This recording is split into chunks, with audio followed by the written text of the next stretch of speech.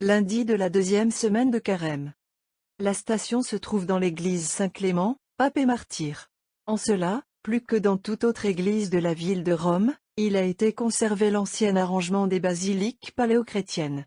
Sous son autel repose le corps de son saint patron, ainsi que les reliques de saint Ignace d'Antioche et du consul saint Flavius Clemens. Recueillir. Accorde-toi, nous te supplions, Dieu Tout-Puissant, que ton peuple qui se mortifie en s'abstenant de viande, puisse également jeûner du péché et suivre la justice. Par le Christ, notre Seigneur. Amen. Épître. Leçon du prophète Daniel 9 2.15-19. En ces jours-là, Daniel pria le Seigneur en disant: Ô Seigneur notre Dieu, qui a fait sortir ton peuple du pays d'Égypte d'une main forte, et t'a fait un nom comme à ce jour, nous avons péché, nous avons commis l'iniquité, Seigneur, contre toute ta justice. Que ta colère et ton indignation soient refoulées, je t'en supplie, de ta ville de Jérusalem, et de ta sainte montagne.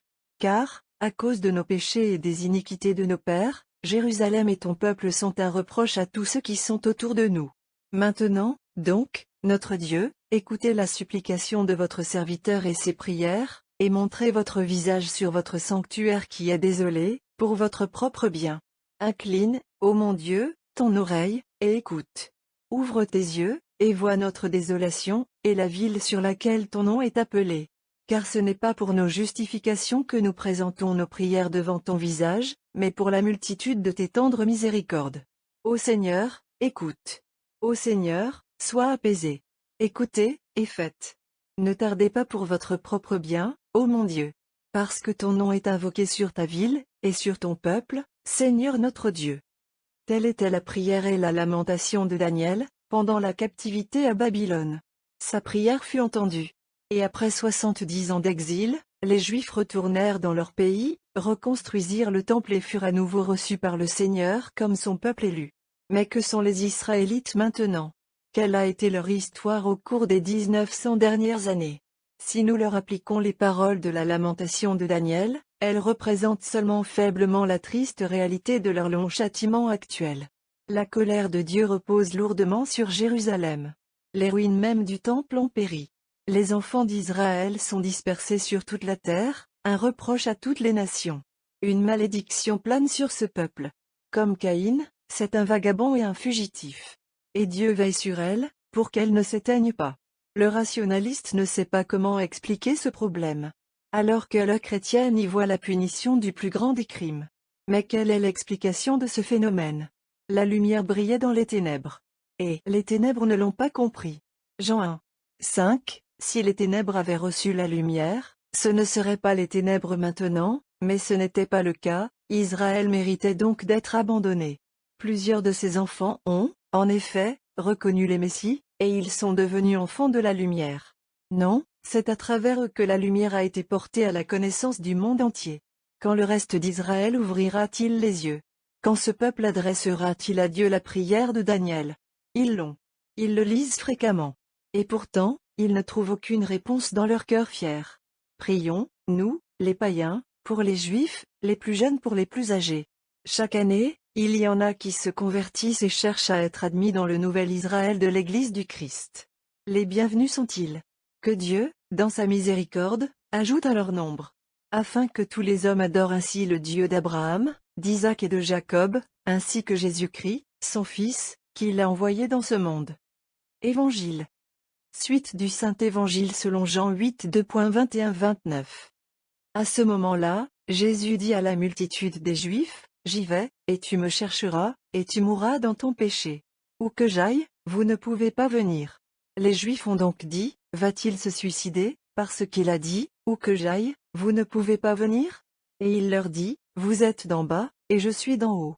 Vous êtes de ce monde, je ne suis pas de ce monde. C'est pourquoi, je vous dis que vous mourrez dans vos péchés. Car si vous ne croyez pas que je suis lui, vous mourrez dans votre péché. Ils lui dirent donc: Qui es-tu? Jésus leur dit: Le commencement, qui vous parle aussi. Beaucoup de choses que je dois dire, et juger de vous. Mais celui qui m'a envoyé est vrai. Et les choses que j'ai entendues de lui, les mêmes que je parle dans le monde. Maintenant, ils ne comprenaient pas qu'il appelait Dieu son Père. Jésus leur dit donc: Quand vous aurez élevé le Fils de l'homme, alors vous saurez que je suis lui, et que je ne fais rien de moi-même, mais comme le Père me l'a enseigné, je parle de ces choses, et celui qui m'a envoyé est avec moi, et il ne m'a pas laissé seul, car je fais toujours les choses qui lui plaisent. Je me dis, Jésus pourrait-il dire quelque chose de plus horrible? Il est venu pour sauver ce peuple, il leur a donné toutes les preuves possibles de son amour. Il y a quelques jours, nous l'avons entendu dire à la femme cananéenne qu'il n'avait pas été envoyé mais pour les brebis qui sont perdues de la maison d'Israël. Hélas! Ces brebis perdues renient leur berger. Il dit aux Juifs qu'il va bientôt les quitter, et qu'ils ne pourront pas le suivre. Mais cela ne les impressionne pas. Ses œuvres témoignent que c'est d'en haut. Eux, les Juifs, sont de ce monde, et ils ne peuvent penser à aucun autre. Le Messias qu'ils espèrent est d'être celui d'une grande puissance terrestre. Il doit être un grand conquérant. En vain, donc, Jésus s'y prend pour faire le bien. Acte 10. 38. En vain la nature obéit à ses commandements, en vain, sa sagesse et son enseignement dépassent tout ce que l'humanité a jamais entendu, Israël est sourd et aveugle.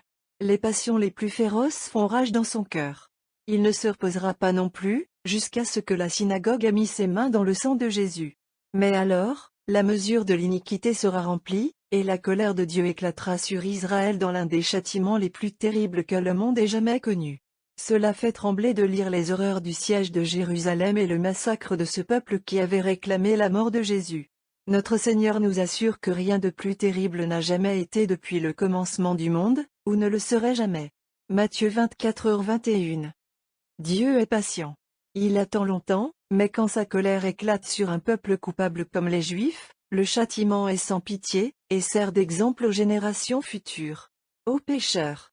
Vous qui, jusqu'à présent, avez fait la sourde oreille aux remontrances de l'Église et avez refusé de vous convertir au Seigneur votre Dieu, tremblez devant ces paroles de Jésus, j'y vais. Si ce carême doit être passé comme tant d'autres, et vous laisser dans votre état actuel, n'avez-vous pas peur de cette terrible menace, vous mourrez dans votre péché? En restant dans vos péchés, vous vous comptez avec ceux qui ont crié contre Jésus. Crucifiez-le, crucifiez-le. Oh! S'il réprimandait tout un peuple qu'il avait chargé de faveurs, et protégé et sauvé d'innombrables fois, pensez-vous, il vous épargnera? Il doit triompher, si ce n'est pas par miséricorde, ce sera par la justice. Inclinez-vous la tête devant Dieu. Écoutez nos prières et nos supplications, ô Dieu Tout-Puissant. Et accorde que ceux à qui tu donnes l'espoir de ta miséricorde puissent éprouver les effets de ta clémence habituelle. Par le Christ notre Seigneur. Amen. Nous commencerons aujourd'hui le bel hymne de Prudentius sur le jeûne. Sa longueur extrême nous oblige à le diviser en fragments. Nous réservons les strophes qui font référence au jeûne de Ninive pour le lundi de la semaine de la Passion. Autrefois, plusieurs églises de rite romain introduisaient cet hymne dans l'office divin, mais elles n'en faisaient qu'une sélection. Tandis que le bréviaire mozarabe donne l'hymne entier du début à la fin. Hymne. Ô Jésus de Nazareth. Ô lumière de Bethléem. Aux paroles du Père. Né pour nous du ventre d'une vierge. Sois avec nous dans notre chaste abstinence. Regarde-toi, notre roi, d'un œil propice notre fête, sur laquelle nous t'offrons l'hommage de notre jeûne. En vérité, rien ne peut être plus saint que ce jeûne, qui purifie les recoins les plus profonds du cœur de l'homme. Par elle est apprivoisé l'appétit charnel indiscipliné. Afin que ainsi l'âme ardente ne soit pas étouffée par la surabondance sale d'un corps choyé. Par le jeûne sont le luxe discret et la gourmandise vile. La somnolence qui vient du vin et du sommeil. La luxure avec ses souillures. L'impudence de la bouffonnerie.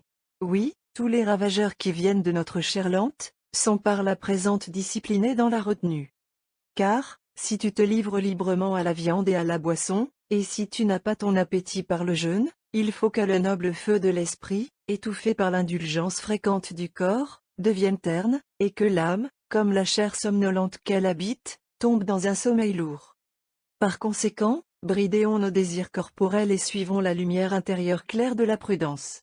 Ainsi, l'âme, ayant sa vue rendue plus vive, et elle-même libérée de l'esclavage de la vie facile, priera le Créateur avec l'espérance la plus forte. Égal.